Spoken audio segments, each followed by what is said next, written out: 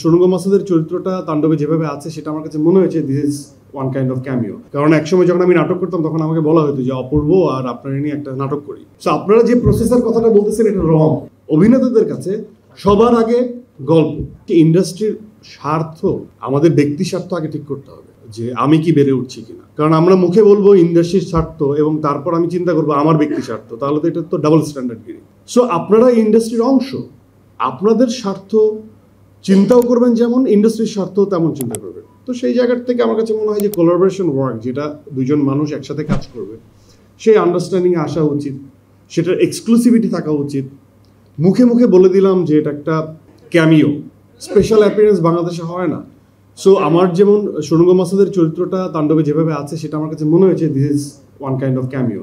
কারণ একটা চরিত্র এসে একটা ইউনিভার্স ওপেন করে যাচ্ছে। কারণ সুরঙ্গ মাসুদ তো তাণ্ডবের কোনো অংশ না, তো সে এসে যখন তাণ্ডব ট্যুর এই ইউনিভার্স তৈরি হয় বা সুরঙ্গর ইউনিভার্স তৈরি হয়, সেটা খুব প্রমিসিং। সো আমরা চাই হচ্ছে প্রত্যেকটা মানুষকে গেস্ট অ্যাপিয়ারেন্সের কথা বলে তাকে প্রপার সম্মানটাও দিতে, টিম এটা এনশিওর করা উচিত। আর কোলাবোরেশন ওয়ার্ক সবসময়ই আমি বলবো যে খুবই সুন্দর কিছু হয়, এতে বোঝা যায় যে আমরা একটা টিম, ইন্ডাস্ট্রির সবাই এক। আবার এটার ডিমেরিটসও আছে যে কেউ যদি অনেক বেশি এই তাগিদ দেখায় তাহলে এক্সক্লুসিভিটি নষ্ট হয়। কারণ আমি যদি প্রত্যেকটা কাজই যদি এরকম হয় যে কেউ না কেউ কারোর সাথে করছে, কেউ কারোর সাথে করছে, কেউ কারোর সাথে করছে, তাহলে আবার ওইটার নিজস্বতা, যে বিউটিফুলনেস, ওইটার যে মাধুর্য, সেটা নষ্ট হয়।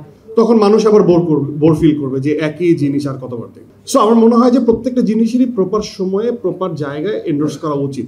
এটা আমরা যেমন পারফর্মাররা চিন্তা করবো, প্রডিউসাররাও আসলে ওইভাবে চিন্তা করলে ভালো। কারণ একসময় যখন আমি নাটক করতাম তখন আমাকে বলা হতো যে অপূর্ব আর আপনার নিয়ে একটা নাটক করি। তো এটা তো এমন না যে শুধুমাত্র সিনেমায়। তো আমি আর অপূর্ব যদি একসাথে নাটক করতাম, তারপর আরেকজন এসে বলতো যে আপনি ভাইয়া ওই ডিরেক্টরের কাজ করছেন, আমি তো আপনার অনেক কাছে, তাহলে আমারটাও আপনারা দুজন করেন, তাহলে ওইটাও করলাম। তারপরে এক্সক্লুসিভ ব্যাপারটা তো তখন হারায় যায়। সো আমার মনে হয় যে এটা এত প্রেশার নেওয়ার কিছু নাই, ভাবার কিছু নাই। গল্প যখন আমাদেরকে ডিমান্ড করে তখন একজন নির্মাতা যেমন ভাবে, প্রডিউসার যেমন ভাবে, তখন সেটা ঘটে যায়।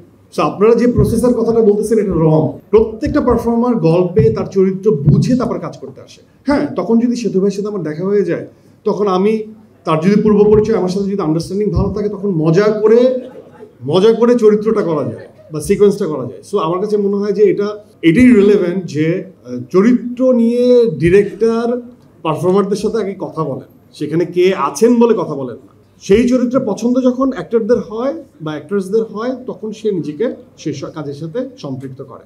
সো পারফর্মারদের কাছে, অভিনেতাদের কাছে সবার আগে গল্পটা তার পছন্দ হতে হবে, তারপরে প্রডিউসার, তারপরে ডিরেক্টর, তারপর কো অ্যাক্টর। সো কো অ্যাক্টরের জায়গা অনেক পরে আসে, আমি এভাবে দেখি। এবং আমি যাদেরকে চিনি, আমার যারা বন্ধু মানুষ, তারাও এই জিনিসটাকে দেখে বা পালন করে। সো আমার মনে হয় এটাই হওয়া উচিত।